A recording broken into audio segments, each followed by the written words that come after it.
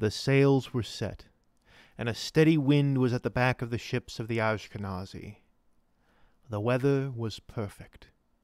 As long as this breeze held, the most difficult part of the journey would be made a lot simpler. Most of the sailors in the fleet were either fishermen or coastal traders.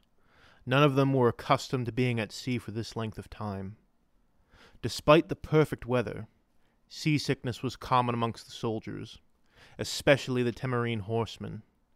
They were masters of the desert, surviving and thriving in that harsh land.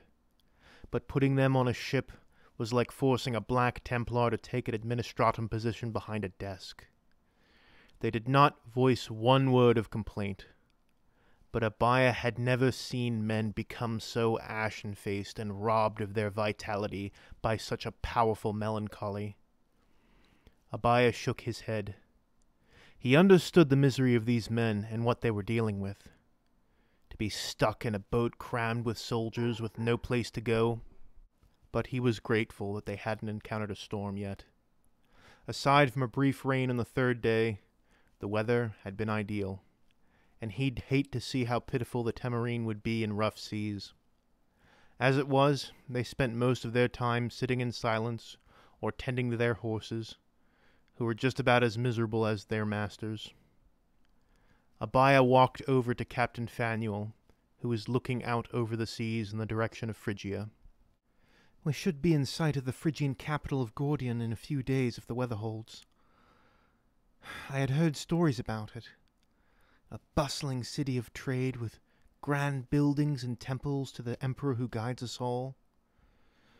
I suppose I never will see Gordion in its glory and splendor." "Greater glories will come to this planet once this stain has been removed. Do not dwell too long on what has been lost. The Phrygians must all be purged, and you must not let your kind heart stay your hand from what must be done." "I've killed raiders. I'm prepared to kill more if I must." At that moment, one of the topsmen cried out, "Ship off the starboard bow! Sails furled! I see no crew on deck! She looks like a ship from Kemet!" The Kemetians were another sailing trading people from the other side of the Great Sea. Fanuel narrowed his eyes. "A derelict." "They may need our help." "I doubt it. We've had clear weather for days. Why would the Kemetians just abandon ship for no reason? We're too close to Phrygia, or else I would simply burn the ship. But we can't alert them to our presence. We should recover anything we can from the vessel, and then sink it. But be careful. Expect a trap." With that, the captain of the ship began shouting orders, and the topsmen began bellowing out the instructions to the other vessels. The Ashkenazi flagship, the Emperor's Ire, which carried Abaya and Fanuel, pulled alongside the vessel. There were definite signs of a struggle. Old blood stained the deck. A great deal of old blood. The sails were sloppily furled and hung low. They looked like they were filled with water. There were no infernal sigils or blasphemous runes that were typical calling signs of Phrygian raiders. Abaya did not expect to be answered, but he called out anyway. "Hello? Is anyone here? Holy throne!" Abaya cried out as something stirred inside the drooping folds of the furled sails. Without hesitation, Captain Fanuel raised his bolter and fired 3 rounds into the writhing mass. The canvas was already starting to rot when the golem blasted huge holes into the wriggling lumps. The sails spilled their contents onto the deck. Bodies. No, not bodies. These things were alive. Abaya felt ice grip his heart as his stomach churned at the sight of flayed Kemetians. They struck the deck hard. They looked like skinned rabbits about to be put into the pot. They were covered in some kind of infernal viscous fluid that dripped from their bodies.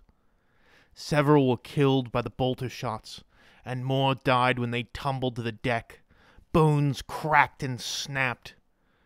But there were still those among these pitiable wretches that still lived, moaning weakly, their unblinking eyes pleading for mercy. Captain Fanuel said nothing, but he drew his combat knife and granted them the mercy that they so desperately sought. None of the crew said anything, neither did Abaya, but they did not look away when the golem did his grim work. When he was finished, he approached Abaya. "Do your duty. See to the dead. Now you see, priest. Now you see why you must purge your heart of all but hatred for the servants of the ruinous powers." Abaya snapped out of his frozen horror as he began tending to the bodies, praying that they might yet live by the Emperor's side. When he had finished, he was breathing heavily. He stood and turned to the men gathered on the deck. "My armor is contempt. My shield is disgust. My sword is hatred. In the Emperor's name, let none survive."